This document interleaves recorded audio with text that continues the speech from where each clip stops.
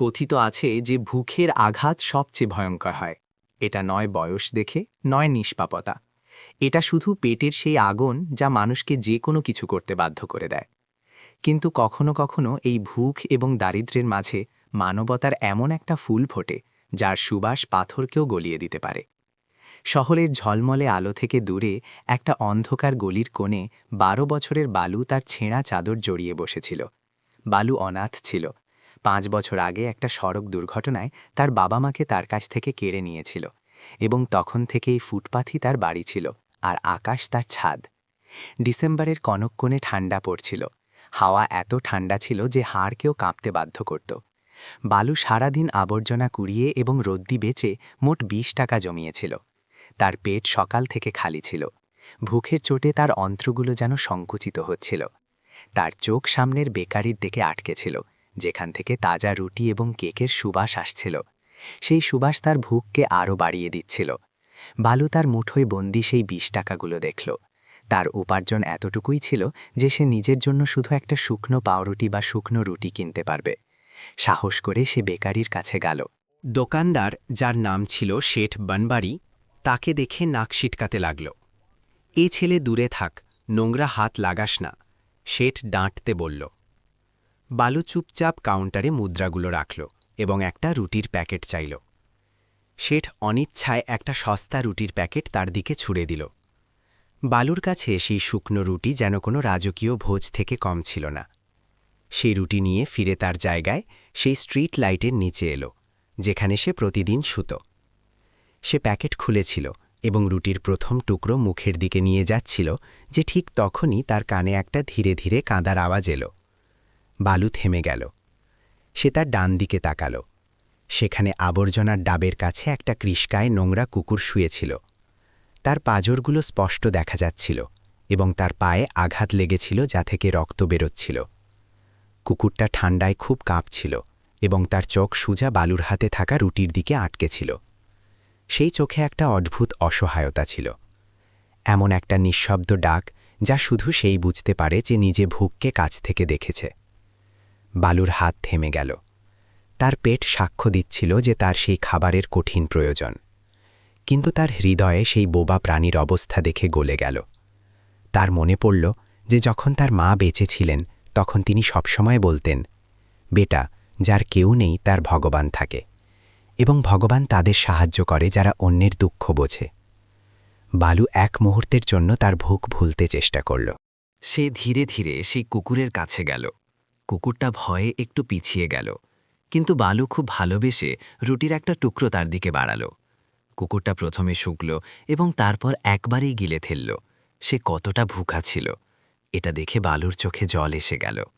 বালু আরেকটা টুকরো দিল, তারপর আরেকটা। দেখতে দেখতে বালু তার পুরো রুটি সেই কুকুরকে খাইয়ে দিল। নিজে ভুখা থেকে সে সেই বোবা প্রাণীর পেট ভরিয়ে দিয়েছিল। কুকুরটা লেজ নাড়তে নাড়তে বালুর পায়ের কাছে এসে বসে গেল, যেন তার কোনো পুরনো সঙ্গী পেয়ে গেছে। সেই রাতে বালুর পেট ভালোই খালি ছিল, কিন্তু তার হৃদয় একটা অদ্ভুত শান্তিতে ভরা ছিল। ঠান্ডা খুব ছিল, কিন্তু কিছুক্ষণ পর তার পায়ের কাছে উষ্ণতা অনুভব হলো। সে দেখল যে সেই কুকুরটা, যার পেট সে ভরিয়েছিল, এখন তার পায়ের কাছে সেটে শুয়ে আছে, যেন সে তার শরীরের উষ্ণতা দিয়ে বালুকে ঠান্ডা থেকে বাঁচানোর চেষ্টা করছে। সেই রাতে ফুটপাথের সেই ঠান্ডা মাটিতে দুটো অনাথ আত্মা একে অপরের মধ্যে সহায় খুঁজে পেয়েছিল। সকালে যখন বালুর চোখ খুলল তখন সে ভাবল যে কুকুরটা চলে গেছে হবে, কিন্তু সে ঠিক সেখানেই বসে বালুর ওঠার অপেক্ষা করছিল। বালু ভালোবেসে তার মাথায় হাত বুলিয়ে দিল এবং বলল, তুই এখনও এখানে আছিস? তোর নাম কি রাখব? মতি? হ্যাঁ, মতি ঠিক থাকবে। মতি তার লেজ নেড়ে সম্মতি জানালো। সেই দিন থেকে বালু এবং মতির জুটি বেঁধে গেল। যেখানে বালু আবর্জনা কুড়াতে যেত, মতি তার পিছু পিছু চলত। যদি কেউ বালুকে ডাঁটত বা মারার চেষ্টা করত, তাহলে মতি ঢাল হয়ে সামনে দাঁড়িয়ে পড়ত এবং জোরে জোরে ঘেউ ঘেউ করতে শুরু করত। যে দুনিয়া কাল পর্যন্ত বালুকে উপেক্ষা করত, এখন মতির কারণে একটু সাবধানে চলতে শুরু করেছিল। বালু তার শুকনো রুটি থেকে অর্ধেক অংশ সবসময় মতিকে দিত। এই সিলসিলা অনেক দিন পর্যন্ত চলতে থাকল, কিন্তু প্রকৃতি যেন তাদের পরীক্ষা এখনও আরও নিতে চাইছিল। আবহাওয়া খারাপ থেকে আরও খারাপ হচ্ছিল, ঝিরঝির করে পড়া শিশি এবং ঠান্ডা হাওয়ায় বালুকে জাপটে ধরল। এক সন্ধ্যায় আবর্জনা কুড়িয়ে ফেরার সময় বালুর মাথা ঘুরে গেল এবং সে রাস্তার ধারে পড়ে গেল। তার শরীর জ্বরে তপছিল। তার কাছে না ওষুধের টাকা ছিল, না কোনো ডাক্তার ডাকার লোক। সে তার ছেঁড়া পুরনো চাদরে গুটিসুটি মেরে শুয়ে পড়ল। তার শরীর আগুনের মতো জ্বলছিল। মতি বুঝে গেল যে তার ছোট্ট বন্ধু বিপদে পড়েছে। সে বালুর মুখ চাটত, কখনো তার পাশে শুয়ে পড়ত এবং পথচারীদের দিকে তাকিয়ে সাহায্যের জন্য ঘিউঘিউ করত। কিন্তু শহরের ভিড়ে কারো কাছে একটা অসুস্থ ভিখারি ছেলের জন্য সময় ছিল না। লোকেরা তাকে নেশাখোর বা পাগল ভেবে এগিয়ে চলে যেত। 2 দিন কেটে গেল। বালুর অবস্থা খারাপ হচ্ছিল। সে এখন অজ্ঞান অবস্থায় ছিল। ঠিক তখনই সেখান দিয়ে যেতে যেতে একটা সন্দেহজনক লোকের চোখ বালুর ওপর পড়ল। সেই লোকের নাম ছিল শঙ্কর, যে শহরে বাচ্চাদের দিয়ে ভিক্ষা করানোর গ্যাংয়ের দালাল ছিল। শঙ্কর দেখল যে ছেলেটা অ্যালোপাথারি পড়ে আছে এবং অসুস্থ। তার চোখে একটা চমক এলো। সে ভাবল, এ অসুস্থ, লোকেরা এটাকে দেখে বেশি দয়া করবে এবং বেশি ভিক্ষা দেবে। এটাকে তুলে নিয়ে চলি। শঙ্কর ধীরে ধীরে পা টিপে টিপে বালুর দিকে এগোলো। সে চারদিকে তাকালো যে কেউ দেখছে কিনা। যেই সে বালুকে তুলতে ঝুঁকল, নিস্তব্ধতাকে চিরে একটা ভয়ঙ্কর গর্জন শোনা গেল। মতি, যে এতক্ষণ বালুর আড়ালে বসেছিল, সিংহের মতো সোজা হয়ে দাঁড়াল। তার দাঁত বাইরে বেরিয়েছিল এবং চোখে রক্ত উঠে এসেছিল। শঙ্কর একটু ঘাবড়ে গেল, কিন্তু সে মতিকে ভয় দেখাতে পাথর তুলল। সরে যা কুকুর, সে চেঁচিয়ে বলল, কিন্তু মতি তার জায়গা থেকে 1 ইঞ্চিও নড়ল না। সে জানত যে আজ তাকে তার বন্ধুর ঋণ শোধ করতে হবে। শঙ্কর ভেবেছিল যে সে এক লাথি মারবে এবং এই কৃষ্কায় কুকুরটা লেজ গুটিয়ে পালাবে, কিন্তু সে মতির বিশ্বস্ততাকে কম আঁকল। যেই শঙ্কর আবার এগোনোর চেষ্টা করল, মতি পুরো শক্তি দিয়ে তার ওপর ঝাঁপিয়ে পড়ল। সে শঙ্করের প্যান্টকে তার চোয়ালে আটকে ধরল এবং তাকে পিছিয়ে টানতে লাগল। শঙ্কর ঘাবড়ে গেল। সে কাছেই পড়ে থাকা একটা লাঠি তুলে মতির পিঠে মারল। মতি ব্যথায় চেঁচিয়ে উঠল। এক মুহূর্তের জন্য তার ধরা ঢিলে হল, কিন্তু সে পিছিয়ে গেল না। সে আবার গর্জন করল এবং এবার সে শঙ্করের পায়ের গোড়ালিতে তার দাঁত গেঁথে দিল। নিস্তব্ধ রাস্তায় শঙ্করের চিৎকার গুঞ্জে উঠল। আহ, ছেড়ে দে আমাকে শয়তান! সে ব্যথায় চেঁচিয়ে উঠল এবং খোঁড়াতে খোঁড়াতে পিছিয়ে গেল। মতি এখন বালুর শরীরের ওপর দাঁড়িয়েছিল, কোনো অভেদ্য দেওয়ালের মতো। তার মুখ থেকে লালা ঝরছিল এবং সে অবিরাম সেই দুর্বৃত্তের উপর নজর রেখেছিল। শঙ্কর বুঝে গেল যে যতক্ষণ এই কুকুরটা জানত আছে, সে ছেলেটাকে হাতও ছোঁয়াতে পারবে না। ভয় এবং ব্যথায় শঙ্কর সেখান থেকে পালানোতেই মঙ্গল বুঝল। সে গালাগালি দিতে দিতে অন্ধকারে মিলিয়ে গেল। মতি এখনও সেখানেই দাঁড়িয়েছিল, হাঁপাচ্ছিল। তার পিঠে লাঠির আঘাতে ফোলা এসে গিয়েছিল, কিন্তু সে তার জায়গা ছাড়েনি। ঠিক তখনই রাস্তার অপর পাশে একটা ঝলমলে বিলাসবহুল গাড়ি এসে থামল। হয়তো শঙ্করের চিৎকার বা কুকুরের অবিরাম ঘেউ ঘেউয়ের আওয়াজ গাড়িতে বসা ব্যক্তির মনোযোগ আকর্ষণ করেছিল। গাড়ির দরজা খুলল এবং তা থেকে একজন মধ্যবয়সী ব্যক্তি বাইরে বেরোলেন। তিনি দামি স্যুট পরেছিলেন এবং মুখে একটা সৌম্য ভাব ছিল। তার নাম ছিল হেমন্ত, যিনি শহরের একজন বিখ্যাত শিল্পপতি ছিলেন। হেমন্ত দূর থেকেই দেখলেন যে একটা কুকুর ফুটপাথে শুয়ে থাকা একটা ছেলের ওপর দাঁড়িয়ে রক্ষণাত্মক ভঙ্গিতে আছে। তিনি ধীরে ধীরে এগিয়ে এলেন। মতি হেমন্তকে তার দিকে আসতে দেখে আবার গর্জন করতে লাগল। তার মনে হল যে হয়তো এটাও বালুকে আঘাত করতে এসেছে। হেমন্ত সেখানেই থেমে গেলেন। তিনি তার পকেট থেকে রুমাল বের করলেন এবং হাঁটুতে ভর দিয়ে বসলেন, যাতে তার উচ্চতা কুকুরের সমান হয়। তিনি কুকুরদের ভাষা বুঝতেন। শান্ত হও বন্ধু, শান্ত হও, হেমন্ত খুব নরম স্বরে বললেন। আমি ওকে আঘাত করতে আসিনি। ভালো, আমি সাহায্য করতে চাই। মতি হেমন্তের চোখে তাকাল। প্রাণীদের কাছে মানুষের নিয়ত চেনার একটা ষষ্ঠ ইন্দ্রিয় থাকে। মতি হেমন্তের স্বরে বিপদ নয়, বরং দয়া অনুভব করল। তার গর্জন কমে গেল। কিন্তু সে বালুর উপর থেকে সরল না। হেমন্ত ধীরে ধীরে হাত বাড়ালেন এবং বালুর কপাল স্পর্শ করার চেষ্টা করলেন। মতি তাকে বাধা দিল না। যেই হেমন্তের হাত বালুর কপালে লাগল, তিনি চমকে উঠলেন। হায় ভগবান, এ তো আগুনের মতো তপছে! হেমন্ত বিড়বিড় করলেন। তিনি তৎক্ষণাৎ সিদ্ধান্ত নিলেন। তিনি তার বাহু বালুর নিচে দিয়ে তাকে কোলে তুলে নিলেন। মতি একটা হালকা আওয়াজ করল এবং হেমন্তের পিছনে চলতে লাগল।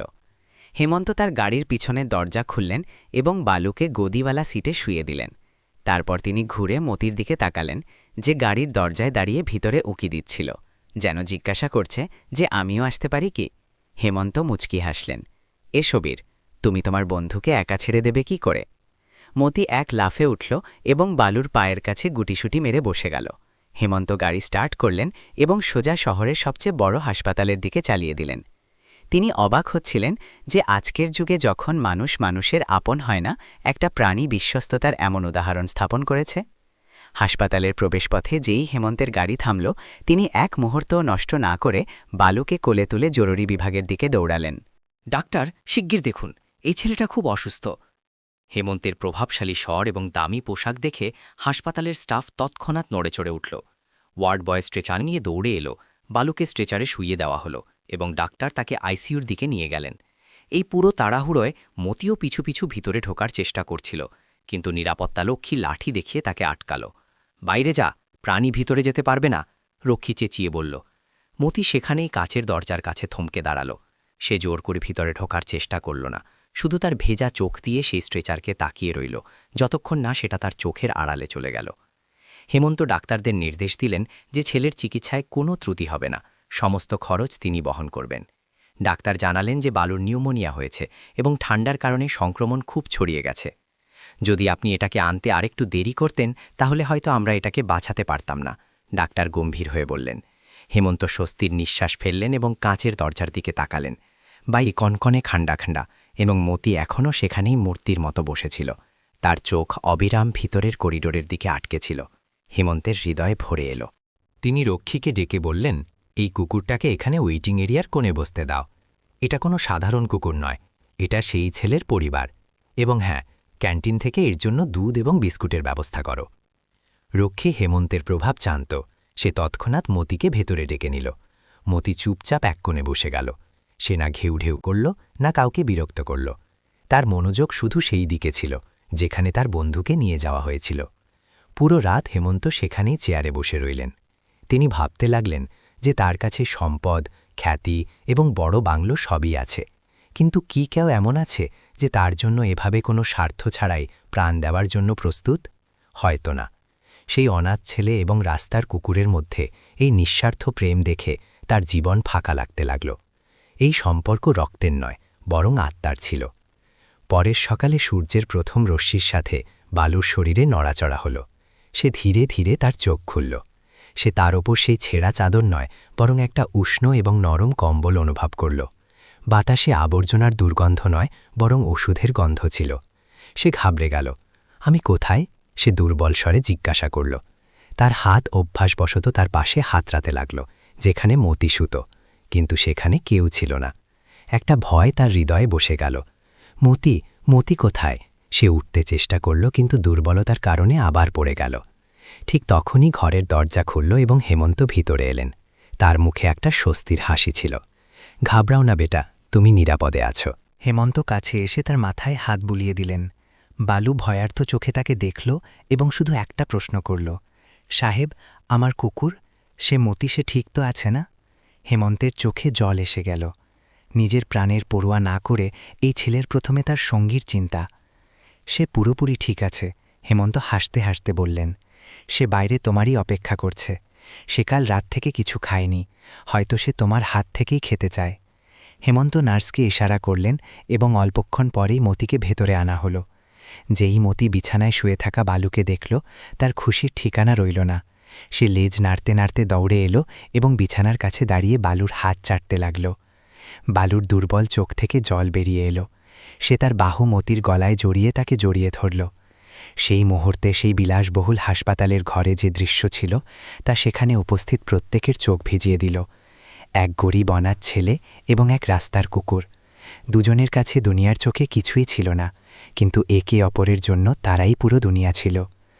বালু তার থালা থেকে বিস্কুট তুলে মতিকে খাওয়ালো, ঠিক যেমন সে সেই প্রথম সাক্ষাতে তার রুটি খাইয়েছিল। মতিও খুশিতে খেলল। হেমন্ত তাদের একদৃষ্টিতে দেখতে লাগলেন। ঠিক তখনই বালু ভয়ে ভয়ে জিজ্ঞাসা করল, সাহেব, আপনি আমাকে কেন বাঁচালেন? আমার কাছে তো আপনাকে দেওয়ার জন্য কিছুই নেই, না টাকা, না বাড়ি।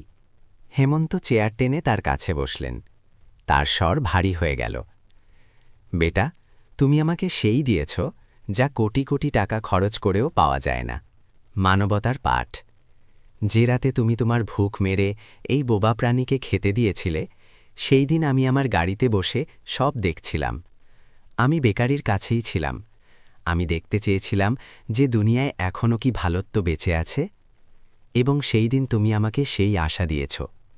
হেমন্ত আরও বললেন যে কিভাবে তার নিজের ছেলে বছর আগে তাকে ছেড়ে বিদেশ চলে গিয়েছিল এবং কখনো পিছনে ফিরে তাকায়নি। সে দুনিয়ার ভিড়ে একা অনুভব করত, কিন্তু বালু এবং মতির সম্পর্ক তাকে শিখিয়ে দিল যে পরিবার রক্তের সম্পর্কে নয়, বরং অনুভূতি এবং ত্যাগে গড়ে ওঠে। বালু হেমন্ত স্নেহে বললেন, আমি তোমাকে আবার রাস্তায় যেতে দেব না। আমার বাড়ি খুব বড়, কিন্তু খুব খালি। তুমি এবং মতি কি আমার সাথে চলবে? তুমি কি আমার ছেলে হয়ে সেই বাড়ির নিস্তব্ধ দেয়ালগুলোয় প্রাণ ভরবে? বালুর কানে বিশ্বাস হচ্ছিল না যে সমাজ তাকে সবসময় তাচ্ছিল্য করেছে, আজ সেই সমাজই তাকে গ্রহণ করছে। সে মতির দিকে তাকাল। মতি তার ঝকঝকে চোখ দিয়ে জানে সম্মতি দিল। বালু ধীরে মাথা নাড়ল। জি বাবুজি।